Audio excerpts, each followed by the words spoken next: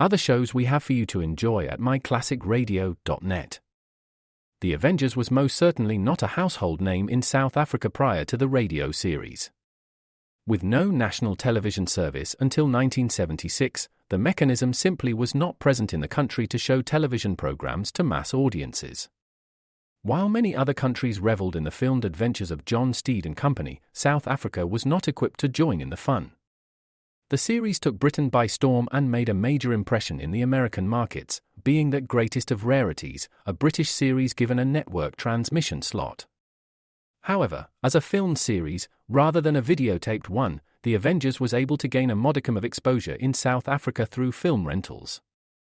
Come and listen at myclassicradio.net.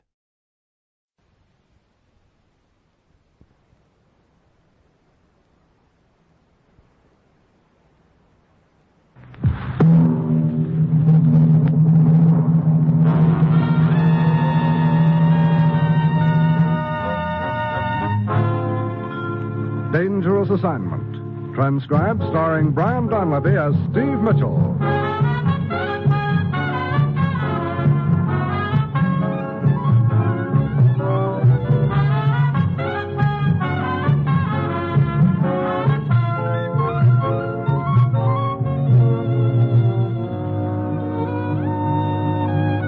Yeah, danger is my assignment. I get sent to a lot of places I can't even pronounce. They all spell the same thing, though, trouble, but when I walk into the commissioner's office, I don't realize this assignment's going to put a new switch on an old saying.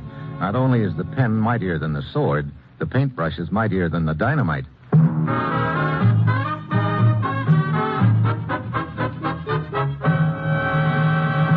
Morning, Commissioner. You sent for me? Steve, back in 1948, the Turkish government embarked on a vast road-building project. A 9-year program was laid out, an agreement made with our government on financial aid. Sure, we've also sent a lot of our engineers over there. Right. The Turkish people have shown concentrated effort and determination in building these roads. Despite the handicaps, lack of industry, experience, difficulty of the terrain, the work has moved ahead on schedule on all fronts.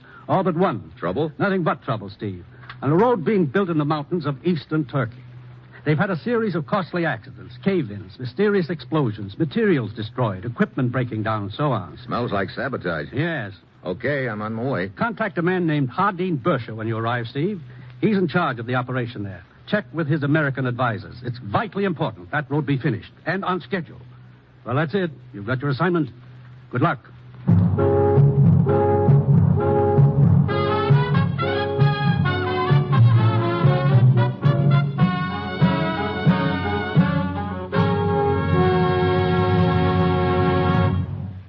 The National Broadcasting Company is presenting Dangerous Assignment, starring Brian Donlevy in the role of Steve Mitchell, colorful two-fisted government agent. At all those places of the world where danger and intrigue walk hand in hand, there you will find Steve Mitchell on another Dangerous Assignment. Comedy entertainment is what NBC features each Tuesday evening on this station. Yes, when you set your dial here on Tuesday, you'll hear Fibber McGee and Molly in another laugh-filled page from the life of Wistful Vista's most amusing citizen. And Dean Martin and Jerry Lewis will add to the evening's entertainment with their mad and merry mirth-filled program that's certain to have you laughing from beginning to end. Red Skelton is another of NBC's Tuesday night comedians who's always ready and able to provide enjoyable radio listening. While Herb Schreiner brings you Two for the Money, the program that gives away bundles of money and provides 30 minutes of homespun laughing stock as dished up by this Hoosier comedian. Make NBC your headquarters for comedy every Tuesday night.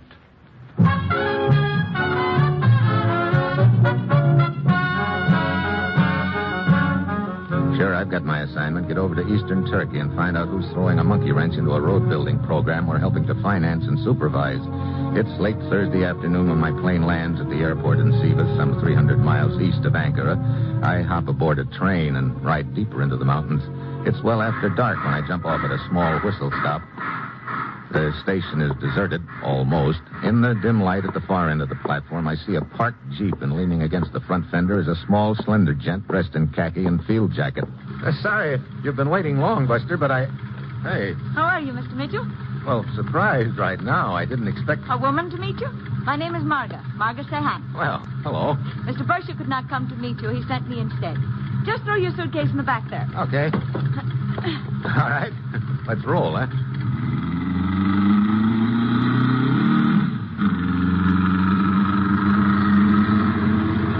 looking at me curiously, Mr. Mitchell. I'm sorry. You're puzzled. What is a woman doing out in this wild, desolate country? I am an engineer. You? A student, really, from the University at Ankara. I see. Getting some experience in the field, huh? Yes, I understand you've run into some difficulties with regard to the road. it was to be expected. We are building a road through country where only pack animals have traveled before. And there have been some accidents, they tell me. Yes. Perhaps that is why you have joined us, Mr. Mitchell. You are perhaps what they call a troubleshooter. You might call it that. Or I might call it a government agent. What gave you that idea? Just a guess. I knew your government would send someone to investigate before long. You see, Mr. Mitchell, I, too, do not believe all these accidents have been just accidents. Oh? Mr. Bersha is of the same opinion, as is Mr. Babers. He's one of your American advisors. Yeah, there are two of them. How does Harold Kevin feel about the accidents? Isn't that the other one's name? Yes. Kevin thinks they are simply accidents. How long has he been with the outfit? 3 months. And by a strange coincidence, the accidents began happening shortly after he arrived. I see. Anything else? Yes. I'll tell you something else, Mr. Mitchell. Only because I know you would find out about that, too, sooner or later. Harold, Kevin, and I were secretly married in Ankara last year.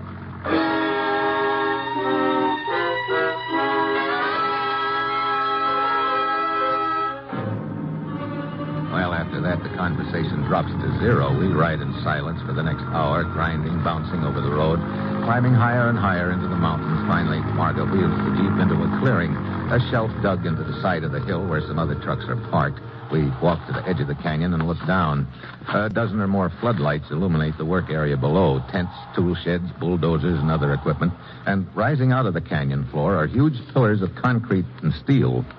The night shift has been abandoned. Lack of material and equipment. What's being done about it? A train is on its way from Sivas now, loaded with more than enough material for us to resume a full schedule. More trucks, tractors, cranes, spare parts, and so on. Good. Well, let's get down there. We go it on foot from here? Yes, down this path. Come along.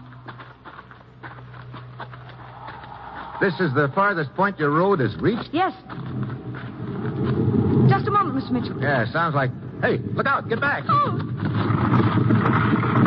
I reach out, pull Margot off the trail as the first of the huge boulders roars past us.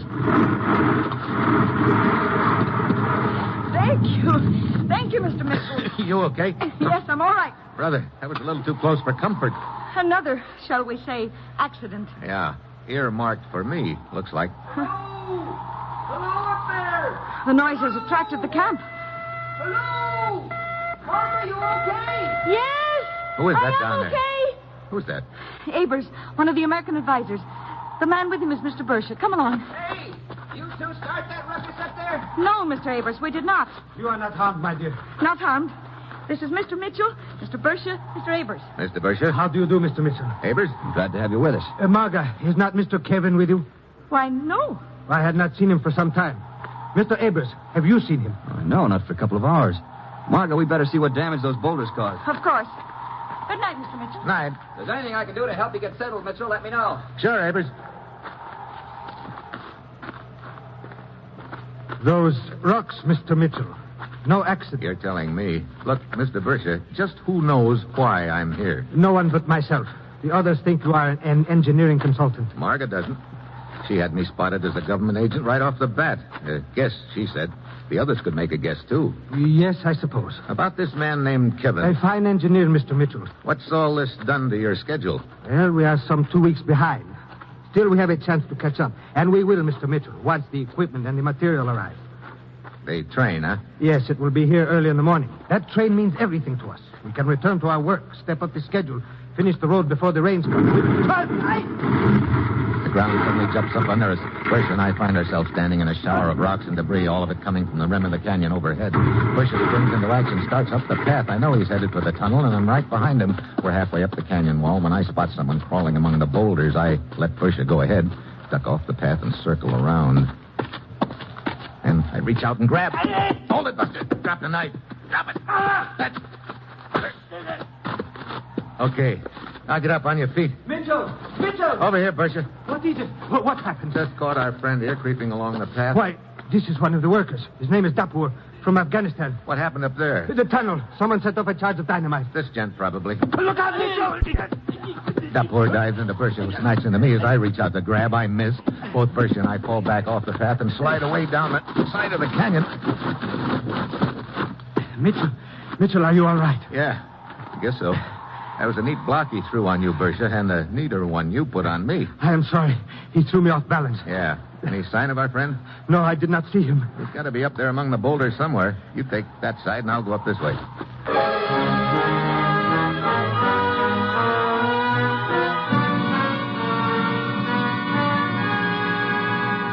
I spend the next 10 minutes poking around the boulders along the canyon wall, but there's no sign of Dapur. I finally go back down to the canyon floor and find a group of workers getting ready to start up the path to the tunnel.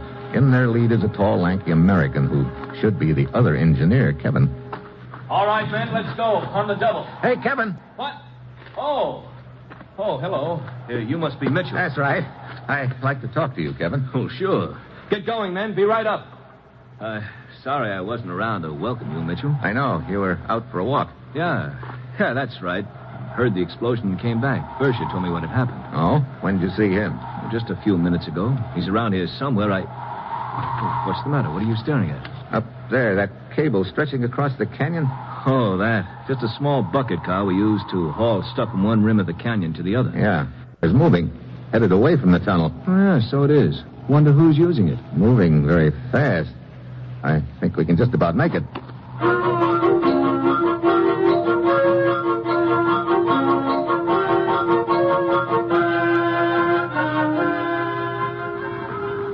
Here it comes, Mitchell, but I don't see anyone in it.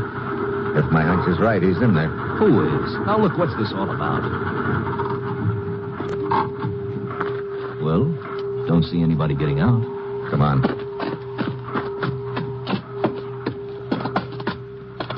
Well, looks like my hunch was right, Kevin. Who is it? Our friend Dapur with a knife in his back.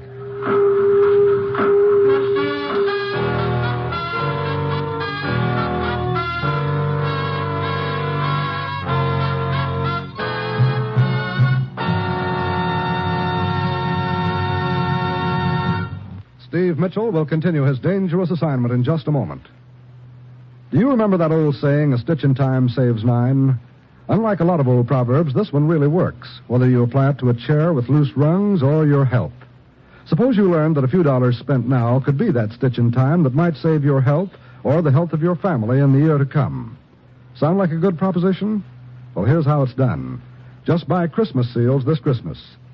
Yes, the money we spend for Christmas seals now goes for case finding, health education, medical research, and rehabilitation to help fight tuberculosis during the next year. Christmas seal money spent now helps protect us all from the number one killer among infectious diseases, TB.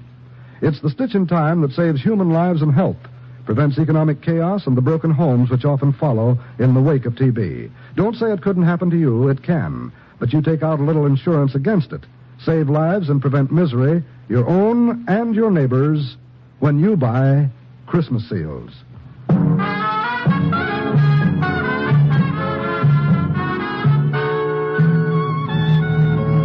Now back to Dangerous Assignment and Brian Donlevy as Steve Mitchell.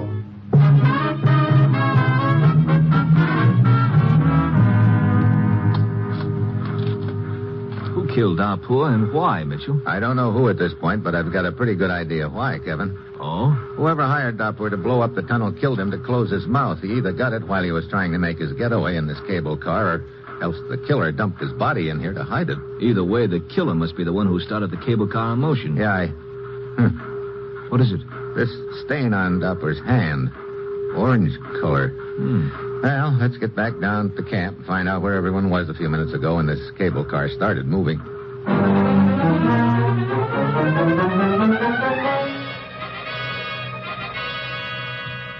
I quite agree, Mitchell. We should all furnish an accounting of our whereabouts during that period of time when Dapur was murdered. Well, we might as well start with you, Mr. Bersha. Very well. I think I can help you there, Mitchell. I saw Bersha climbing up the side of the canyon toward the top shortly before I joined you down here. Oh? Of course. But if you will remember, Mitchell, we were both searching for Dapur. And in the future, Kevin, I would appreciate it if you would allow me to speak for myself. Just trying to help out, Bersha. Indeed. Then perhaps you can also help out by explaining your own strange and unsatisfactory attitude up to now. What are you talking about? Calling these incidents which have occurred merely accidents? when we all know better? Now, just a minute, Look, Bersha. What do you... look, calm down, both of you. This sort of thing won't get us anywhere. Abers is right. I say let's get on with the investigation. Okay, I guess we've worked our way around to you, Abers. You and Marga went up to the tunnel after the blast to investigate the damage. Yeah? That's right. Were you together all the time? Well, matter of fact, no. We were separated for a few minutes as we inspected the scene of the blast. I see. Okay, the way it adds up then, shortly before I spotted that cable car moving across the canyon up there, Bersha was somewhere near the top on one side. Marga and Abers were somewhere near the top on the other side. Now, which side is the cable car controlled from? There's a switch at each end. Oh, great. Kevin omits one very important fact, Mitchell. What's that, Bersha?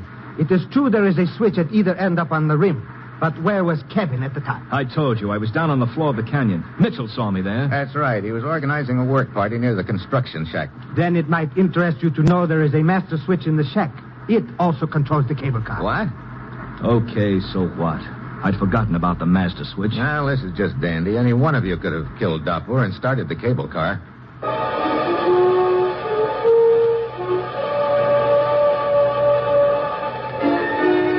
Yeah, at this point, it looks like everybody's trying to get into the act. Bersha and I climb up to the wrecked tunnel, and the workers are starting to clear away the debris. This delay is, of course, a costly one, Mitchell. But we can still finish on schedule when the train arrives with the supplies and equipment. What is it? Over here. Something partially buried in the rubble. Looks like a box of some sort. Yeah. Hey, a dynamite box. Yes, empty. Boards pried off the top. Looks like this is where Dapur opened the box. But where is all the dynamite? You kidding? That's what blew up the tunnel. No, not all of it. What do you mean? I told you whoever arranged the blast in the tunnel knew his business. Judging from the sound and the scene of the blast, only a few sticks of dynamite were used there. What? Then where's the rest of it? Dapur must have planted it somewhere. Wait a minute. The train? Mitchell. That could be the big target. Yes. If that train were blown up and the equipment it is carrying lost, the work here would be brought to a complete stop indefinitely.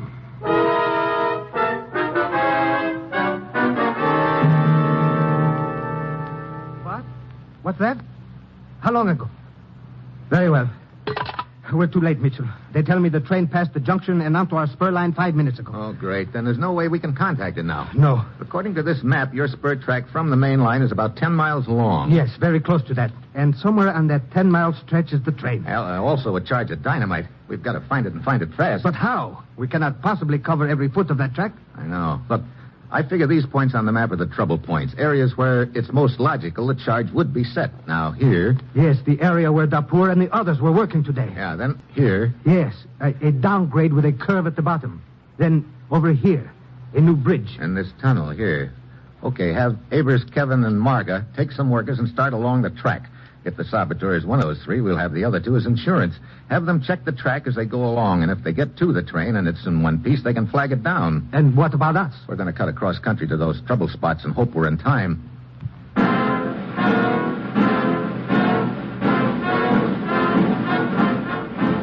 Bersha gives the necessary orders, then he and I grab the Jeep and roar out of the camp. 6 minutes later, we're at our first stop, the section of track where Dapur had been working earlier in the day. We give the area a fast frisk, but no dynamite.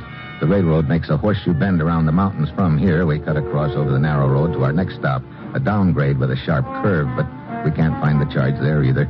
We're working against time. Somewhere in these mountains is that train, and it's getting closer every minute. We head for the next stop. We are running out of time, Mitchell.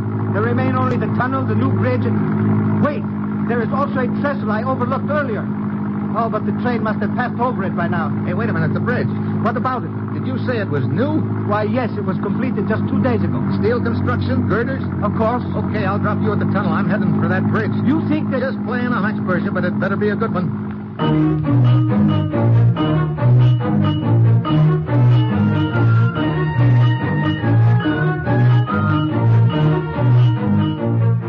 3 minutes later, I'm at the bridge. I pile out of the Jeep and slide down the side of the hill, then work my way under the bridge. I look at the network of new steel girders, and I know my hunch is right. They're still covered with red lead paint, the same shade as the stain on Dapur's hand. Then I spot the charge of dynamite. It's tied to the underside of a horizontal girder about 10 feet over my head, but just as I start to climb up, I hear someone coming down the side of the hill. I crouch behind one of the girders. Then I jump. Steve. Well, hello, Marga.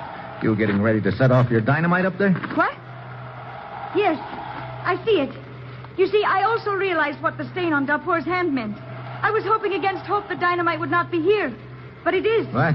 Look, what are you talking about? Right up to now, I had hoped he was not involved. He? Wait a minute. Are you by any chance talking about Kevin? Yes, my husband. His attempt to pass all the incidents off as accidents aroused my suspicions.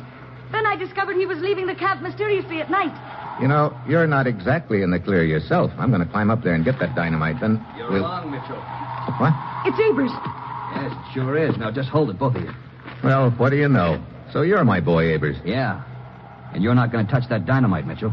Then my husband is not involved. I think Kevin was trying to pass things off as accidents so he could do a little investigating on the quiet. He followed me out of camp once or twice, nearly caught up with me at the wrong time. Steve, the train. Yeah? What happens now, Abers? After I get through with the two of you, I'm leading fast. Because when that train hits the bridge, the whole thing goes sky high. Now get over against the bank. Move. Abers probably wants to get us under the bridge before he shoots us, so the wreckage will cover us when the bridge blows up with the train. Unless I come up with something fast, Marga and I are dead ducks. Suddenly, I stumble intentionally and fall to my knees. On your feet, Mitchell. I start to get up and then whirl and whip my arm up to his wrist. The gun goes flying. I belt him with a left. He sprawls back against the bank. I jump to the girder. I've got to climb and jerk that dynamite loose before the train gets there, and I've got to hurry. Getting closer, but Abers isn't through yet.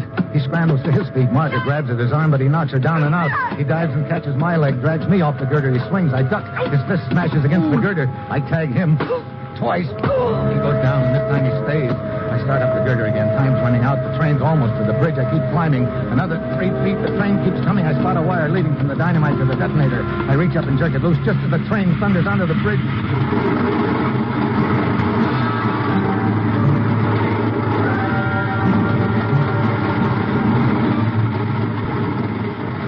After a couple of minutes, I climb down to the ground just as Marga gets to her feet.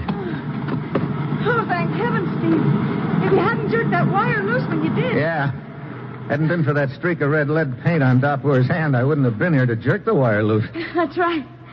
It was fortunate you realized what that stain was. Yeah.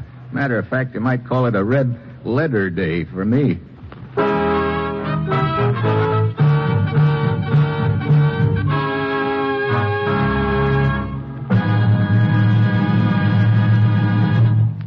Our star, Brian Donlevy, will return in just a moment. Here's a reminder about NBC's stellar Sunday lineup of superb programming. Each Sunday evening, you'll want to tune this station for one of the finest comedy shows on the air, the Phil Harris Alice Faye Show. There's mirth and music as Phil and Alice are joined by Julius Abruzio, Elliot Lewis, and Brother William to bring laugh-filled listening for 30 enjoyable minutes. It's truly top comedy entertainment, so be sure to join us Sunday for the Phil Harris Alice Faye Show. And remember to tune to NBC for Theater Guild on the Air. For on Theater Guild, you'll always hear top stars from Hollywood and Broadway in great dramatic presentations. So be sure to hear Theater Guild Sunday. In the mystery section of NBC's Sunday schedule, there's both Dragnet and Barry Craig, confidential investigator. Dragnet is the true story of your police force in action, the suspense-filled presentation of real police case from crime to punishment. So add this all up and you'll find that it spells great entertainment. Entertainment that's yours for the listening each Sunday on NBC.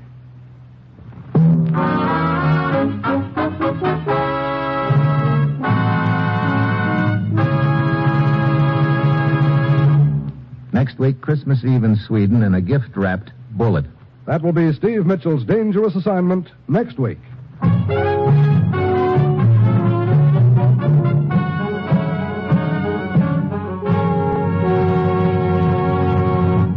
Included in tonight's cast were Vivi Janis, Herb Ellis, Jan Arvan, and Peter Leeds. This is John Storm speaking.